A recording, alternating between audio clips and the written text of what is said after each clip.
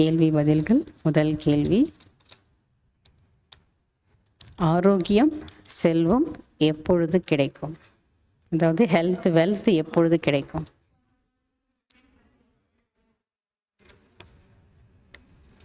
ஆத்மாவிற்கு முன்னேற்றம் ஏற்படும் போதுதான் ஆரோக்கியம் செல்வம் கிடைக்கும். இரண்டாவது கேள்வி, எப்பொழுது தாரணை ஆகும்?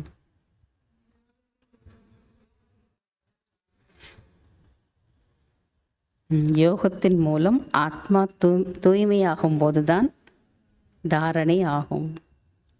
யோகத்தின் மூலம் ஆத்மா தூய்மையாகும் போதுதான் தாரணை ஆகும். மூன்றாவது கேள்வி, தந்தைக்கு மகிமை ஏற்பட காரணம் என்ன?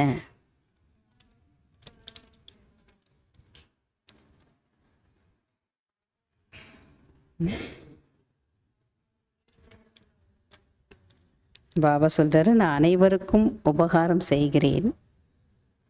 அதாவது எனக்கு அபகாரம் செய்வதற்கும், யாரெல்லாம் எனக்கு அபகாரம் செய்கிறாங்களோ அவர்களுக்கும் உபகாரம் செய்கிறேன் என்றால் எனக்கு மகிமை ஏற்பட வேண்டும். பக்தியில் கூட பாருங்க எவ்வளவு மரியாதை இருக்கிறது. நான்காவது கேள்வி, எதை புரிய வைப்பதற்கு எளிது? ரொம்ப ஈஸி.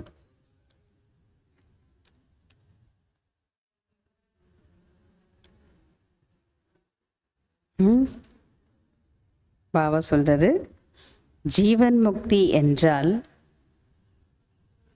உலகத்திற்கு எஜமானர், முக்தி என்றால் பிரம்மாண்டத்திற்கு எஜமானர்.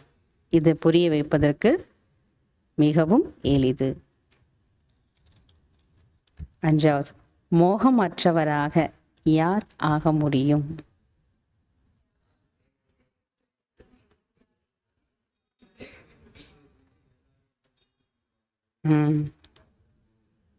பாபா சொல்றாரு, தேகம் என்ற வீட்டில் தன்னை யார் விருந்தாளி என்று புரிந்து கொள்கிறார்களோ அவர்கள்தான் மோகம் அற்றவராக ஆவார்கள். fill in the blanks. தந்தை இல்லாமல் எந்த ஒரு ஆத்மாவிற்கும் டேஷ் நடக்க முடியாது.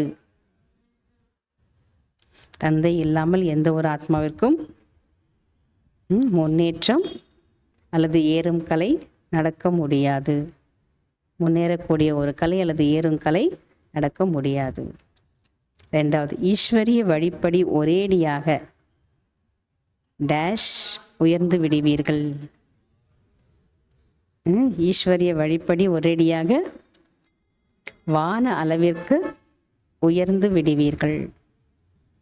மூன்றாவது, உலகம் தமோ பிரதானமாகும் போது டேஷ் பொழிய வேண்டும்.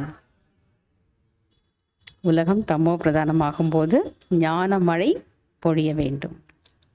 நான்காவது, மாலையில் மணியாக ஆகக்கூடியவர்களுக்கு எவ்வளவு டேஷ் வேண்டும்? நல்ல ஃபீலிங். மாலையில் மணியாக ஆகக்கூடியவர்களுக்கு எவ்வளவு நல்ல ஒரு உணர்வு வேண்டும். அஞ்சாவது, கடந்தவற்றை கடந்துவிட்டு அல்லது மறந்துவிட்டு சதா இருக்க வேண்டும். கடந்தவற்றை கடந்துவிட்டு அல்லது மறந்துவிட்டு சதா புன்முறுவலுடன் இருக்க வேண்டும். சதா முகமலர்ச்சியுடன் இருக்க வேண்டும். அச்சா. ஓம் சாந்தி. தேங்க்யூ பாபா.